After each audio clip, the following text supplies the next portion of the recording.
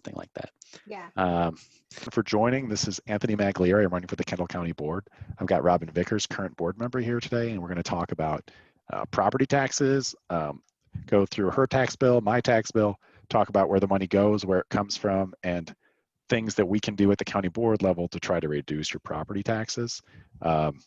And hopefully we'll shed some light on some things and help people understand why they're taxed the way they are and what kind of things we can do to try to bring them down, or definitely make sure they don't get any worse. That's the biggest thing, I think, for my personal agenda here. So Robyn, did you have anything to start with, or do you want to dive into these property tax bills and start taking a look at them line by line? Or Thanks for having me. I'm happy to be here, and let's just go. Let's sure. talk about taxes. Let's talk about property taxes.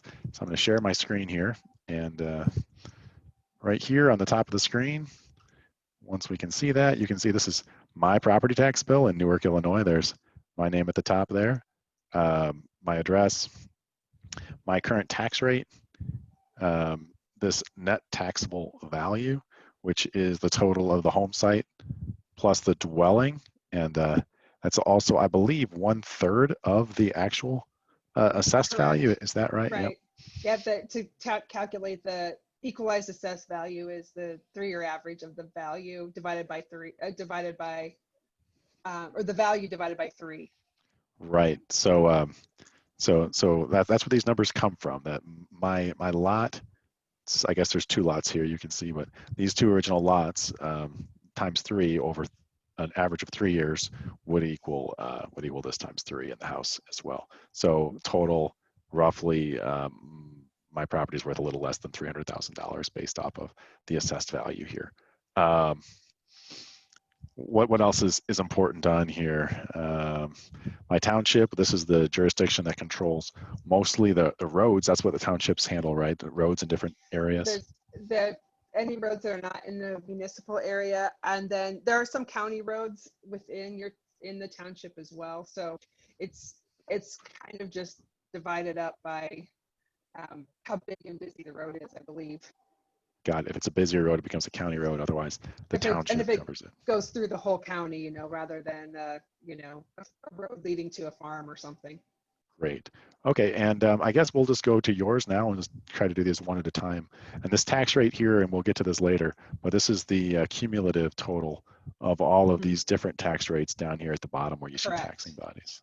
So we'll dive into Robyn's here real quick. And here's Robyn Vickers, her property in Oswego, and same kind of thing. She has a higher tax rate because she has a few different taxing bodies on hers at the bottom, and she's in the Oswego Township, and that's her lot number from the official legal title of the land that her house was built on. Same thing, the dwelling and the home site. Paid in 2 installments like we all do. We can start scrolling down here. Anything else we want to look at or talk about here?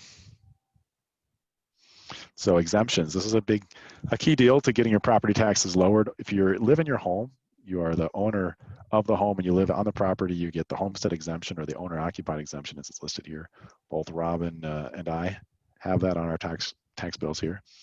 You can see it listed. Do we want to talk about, it looks like all these numbers are practically the same. So these assessments that are equalized at different levels, do you know much about that? It's just the different boards that get to decide? Yes. Yeah. So really they go by the DOR, is Department of Revenue Equalized. So that's the one that's used to calculate the rate, to calculate your actual taxes. The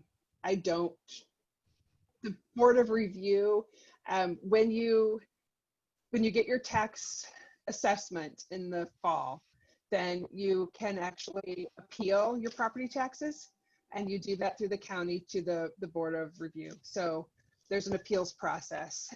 You can appear in person and explain why you think your taxes are too high. You can use comparable houses in your area. Someone in my neighborhood backs up to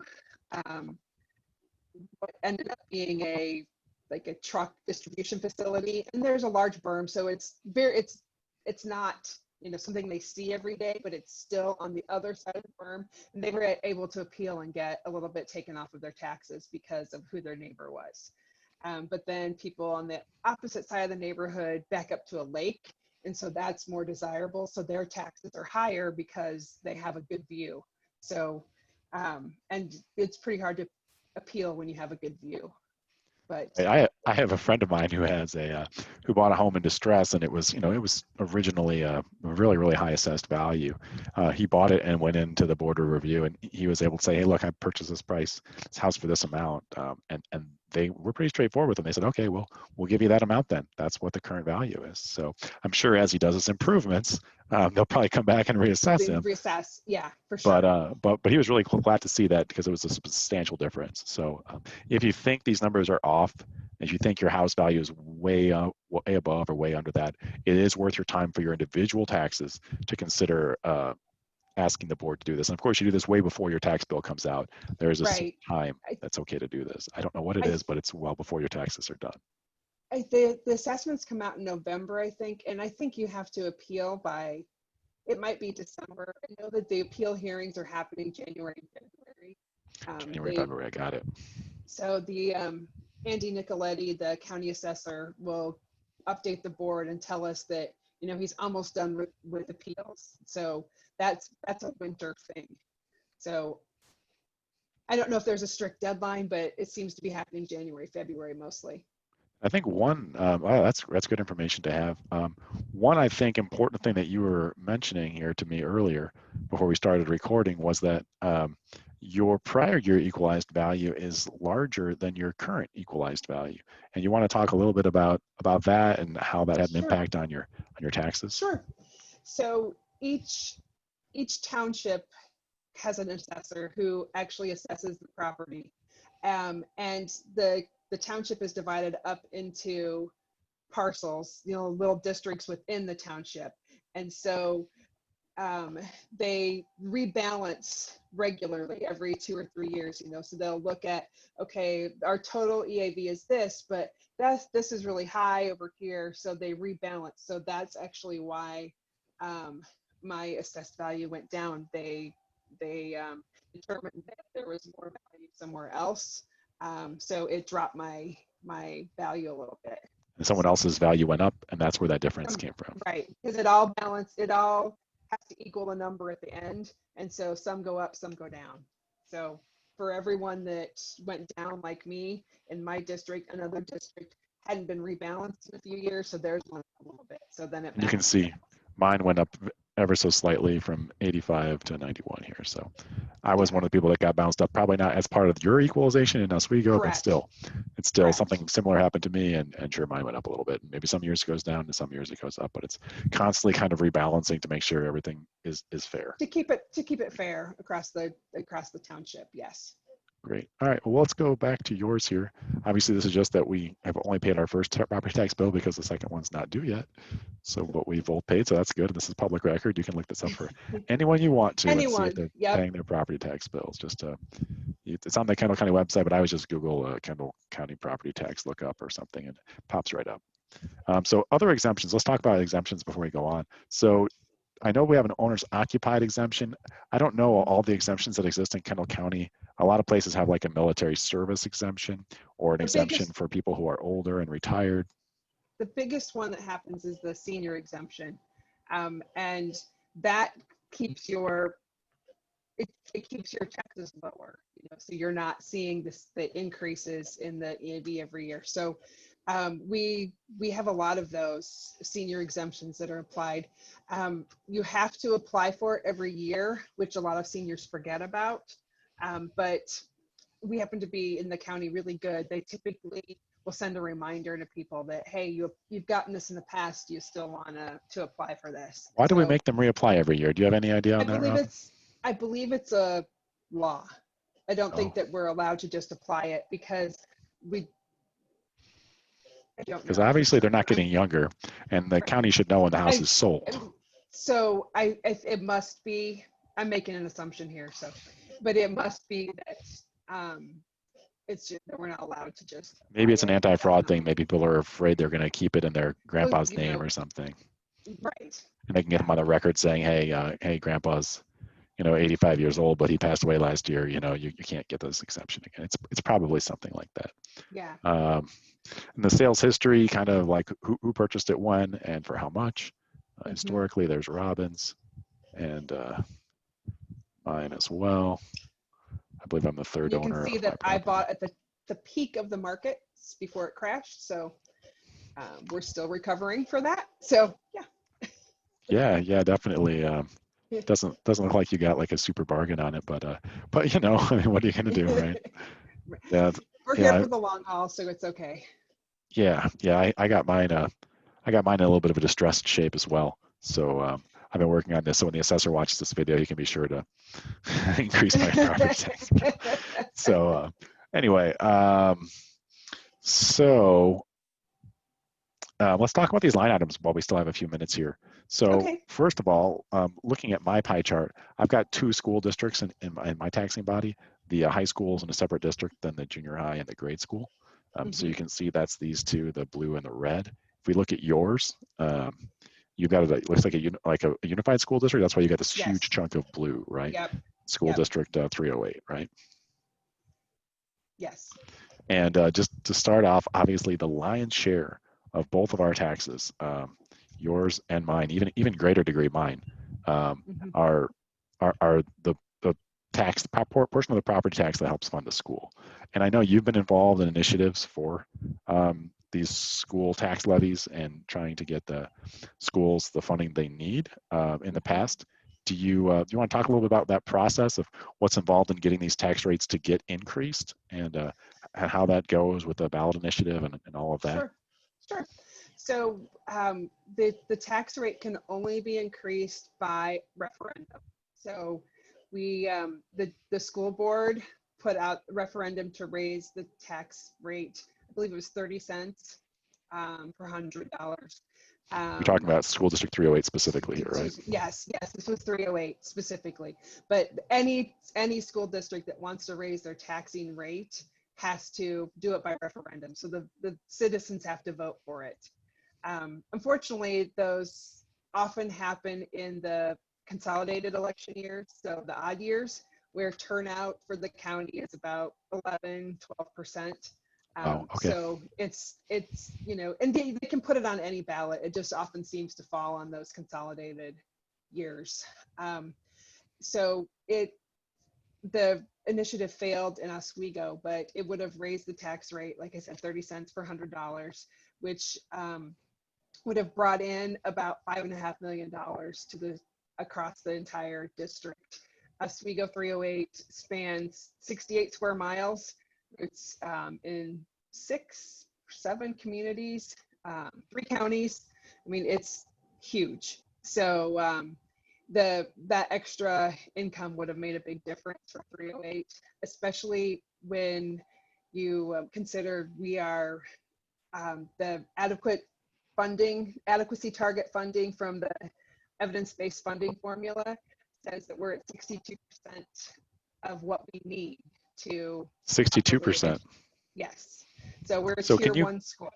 Do you know of any schools in the area like Naperville or whoever? Is there anyone that's at 100%, or is that a realized goal? I'm guessing your Newark schools are close to 100, if not over 100. There are Really? school districts that are at 212%. 200% of what they need in taxes to properly educate their students in that area. Yeah. Partly, some of them, sometimes it happens in districts that have a really high EAV, homes are expensive, so, or they have a lot of industry, a lot of businesses paying property taxes, which increases the funding available to the school. And then non-unit school districts where they're individual, they typically are better funded because their expenses are very different. It's easier to control your expenses when you're just a K-8 school, K through 8 school, so they typically have a lot higher adequacy target as well. Got it. I was trying to get some kind of feel for if that's like a pie in the sky goal that somebody came up with a formula to make excuses for raising taxes, or if it's a legitimate thing. And it sounds like it's really legitimate. It's really fair.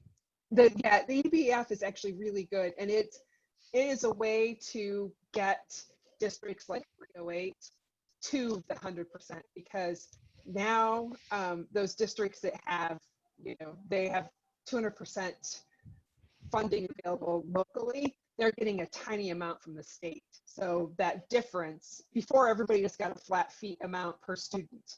Now they get a tiny amount, and all of the districts that are in tier 1 and tier 2 get more money. So it is a way to level it out. Got it. A little bit of an incentive there. Yeah, sorry, that's a tangent, but no, that's okay. And really briefly, let's talk about what happens when the tax rate for the school, when the schools are underfunded. And obviously schools can do a lot of crazy technology and spend a lot of money if they're overfunded. We don't need to go into that. But what happens when schools are underfunded? The number one thing that everyone hates is class sizes go up. If you don't have enough money to hire teachers, then you have more kids in your classes. And the most school districts, about 85% of their entire budget is for personnel. So it's a completely service-driven service industry, if you think about it, in the corporate world terms. So, to cut expenses or to not have as much money, when 85% of your budget is to salaries, that means that you're probably paying less, you're giving less benefits, you have fewer teachers, so you have bigger class sizes. Seems like extracurriculars, or even like the arts, things like that, like choir, band programs, those kind of things are often some of the first to go as well, because they have to cut those teachers. Is that right? Absolutely. So in 308, they actually, starting this school year, there are no junior high sports. Now, I know sports are all messed up anyway because of COVID, but if it hadn't happened, there still would be no junior high sports. That was one of the big cuts that they made to balance the budget, because school districts are required to do a balanced budget every year. So they either cut to do that, or they pull from reserves to balance the budget in June. Okay, let's hit the rest of these quickly. So the next line item, so obviously they're in order of the tax rate that you pay. So that's the vast majority, $7,000. The next highest one is about 10% of that amount at 0.69 instead of 0.6 or 6.5, and that's the Oswego Fire Department. Yes, right. And you guys have a great fire department there, I guess. Professional firefighters is not volunteer based. Is that right? Correct. So that covers the equipment, salaries. I don't know, honestly, if they have other funding that they get. I don't think so, but I'm not positive on that one. And it looks like on my tax bill, my fire department, I believe is largely, I think it's a mix of volunteer and professional, but I know it's largely volunteer. So you can see it's much lower. It's much lower, yeah. In me, yeah, and our district it's large. It includes parts of Montgomery, Plainfield, Yorkville, Oswego. So it covers a large area, and a densely populated area too, which I think makes a big difference.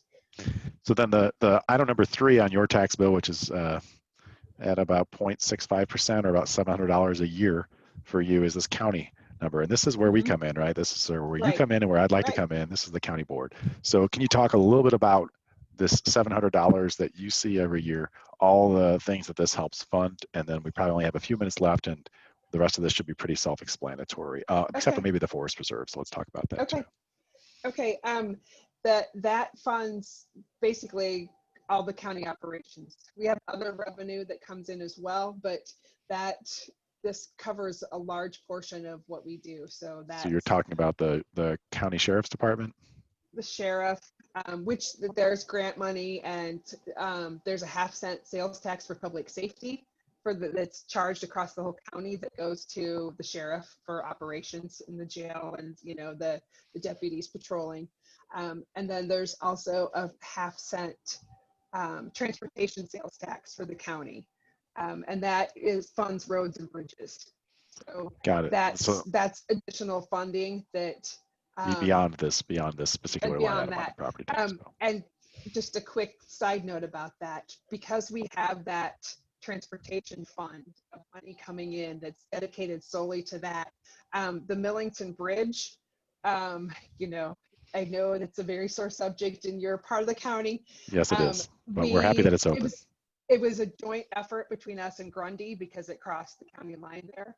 We had the money to pay for it and do it and start. Grundy County does not have a transportation sales tax.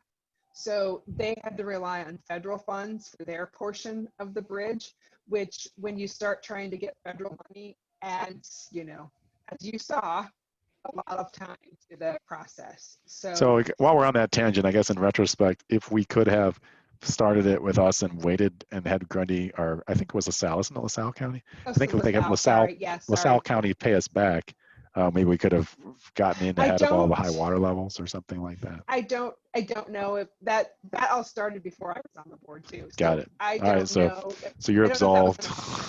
Yeah. Okay. We don't need to go on that tangent anymore. Let's talk about other things that this county money pays the health department. This helps to pay for the health department, the courts, right? The county courts. The circuit clerk and the county court, state's attorney, the administration, which include the GIS department, which is the mapping, which is needed for property sales, and that sort of land development. The clerk, the county clerk, which includes elections, because she's the clerk and recorder. So that includes that budget, as well as the treasurer's budget. So it really covers most of what the county does.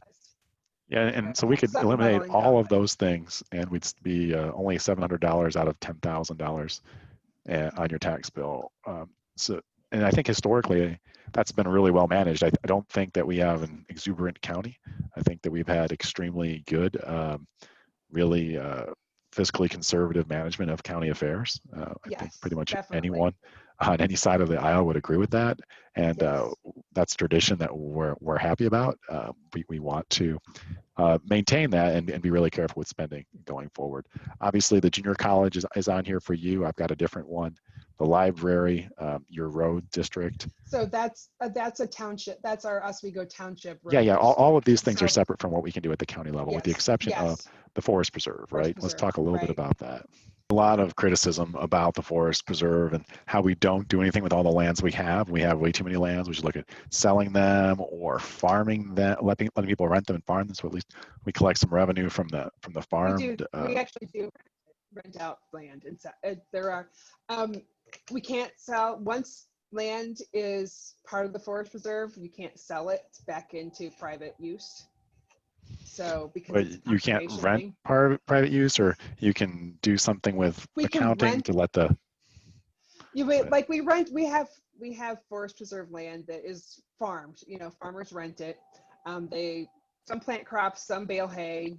You know, so there's things that are happening on some of them, but there's also rules about the way land is obtained, and a lot of it goes to the Conservation Foundation.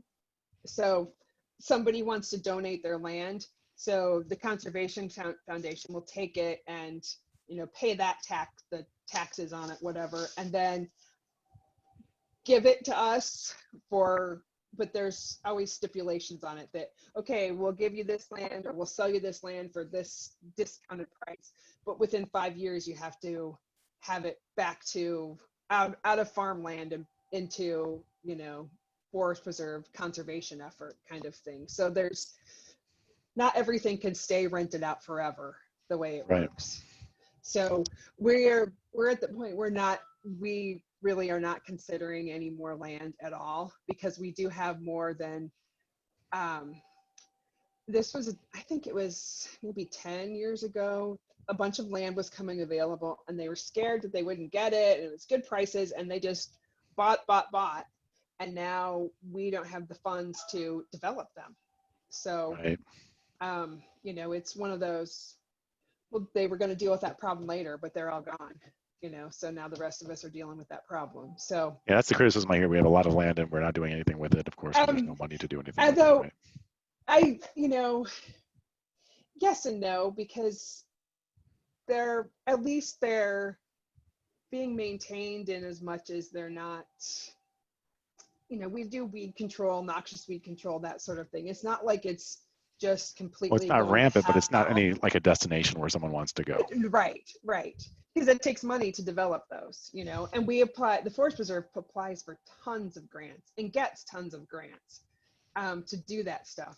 Some of them are 50%. So that, if we get a $500,000 grant, then we have to come up with 500,000. Some of them are 80-20, and those are like, we're making 20%. But it just depends on where the money's coming from and what Gotcha. the stipulations are in the grant. So right now there's a planning committee. I can't remember what they're calling it, but it's appointed people that are doing kind of a strategic plan for the Forest Preserve about where they want to go, where we want to take it. So COVID kind of put a stop to their meeting. So it was supposed to be done by now, but I don't know when. I think they just started meeting again. So I don't know how soon we'll get that. Forest Preserve planning as far as figuring out what the long-term plan could be to develop a lot of these lands into Right. more Yeah. of a destination and less of just a Right. maintenance task. It's again, the money is managed very closely, very conservatively. It's not an overwhelming budget. It's not huge. And every penny is looked at, we work really hard. The administrator works really hard at getting grants to do work so that we don't have to pay for things completely, so we split the cost on lots of different projects. So it's not a lot of money. It's just, it covers the maintenance, the employees, and then, as we start doing additional projects, like right now we're working on the Pickerel Pigot Forest Reserve and doing some improvements to that, which will turn out to be a really cool destination in the county as we progress. So yeah, I really like the Harris Forest Preserve. It's a great. I used to go there and do sledding when I was a kid in the wintertime. So getting more of our lands up to that shape, and what sounds like the one you're working on now would be just fantastic. So it's a very modest amount in your property tax bill for the Forest Preserve, and the county itself on my property tax bill is about $545 out of my $7,000 property tax bill. So, I mean, the takeaway here I think is that the county government has been historically pretty fiscally conservatively managed, as well as the Forest Preserve. Robyn and I are all about trying to keep it that way.